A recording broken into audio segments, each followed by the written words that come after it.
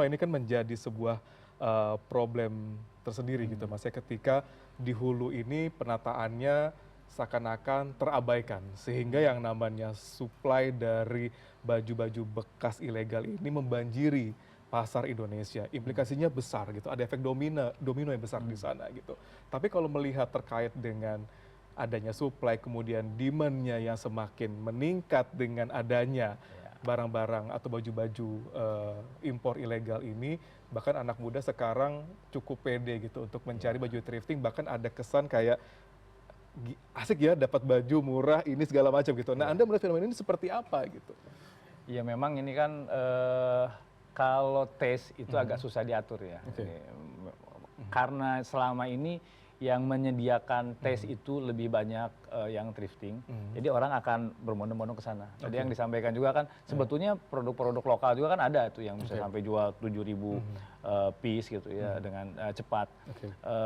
Dan kualitasnya juga nggak kalah jelek. Tapi memang dari sisi gengsi nih biasanya. Karena ini kan branded nih barang-barangnya, barang-barangnya branded.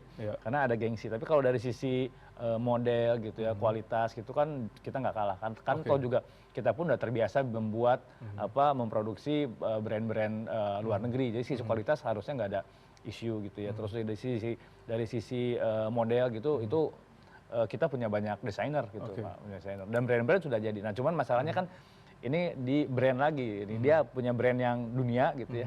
Yang thrifting ini brandnya masih brand lokal. Tapi kalau saya kira sih ini memang PR kita bareng-bareng nih supaya brand-brand lokal ini bisa diangkat gitu ya. Jadi lebih punya gengsi lagi. Nah, perbedaan harga yang cukup signifikan. Kalau itu udah pasti ketakutan tersendiri gitu dalam pengembangan. Kalau menurut saya kalau ngelihat dari tren tadi kan sampaikan juga bahwa ini sebetulnya yang banyak belanja itu bukan hanya bukan kebanyakan masyarakat kelas menengah ke bawah gitu ya. Ini kan juga banyaknya Gen Z gitu ya, memang yang anak-anak muda dan itu bukan yang benar-benar miskin gak punya uang gitu, tapi ini kan memang yang karena pengen gaya lifestyle gitu ya, ada lifestyle. Saya kira kalau itu bisa ditawarkan hal lain gitu ya, atau dari produk lokal yang punya brand yang lebih yang sama-sama bergengsi gitu lah, itu bisa beralih, apalagi kalau ini ditutup. Nah, kalau masalah harga karena daya beli dia juga nggak buruk-buruk amat, sebenarnya kalau ini ditawarkan asal ininya ditutup nih, hulunya tadi ditutup, tawarkan sini itu bisa ganti gitu.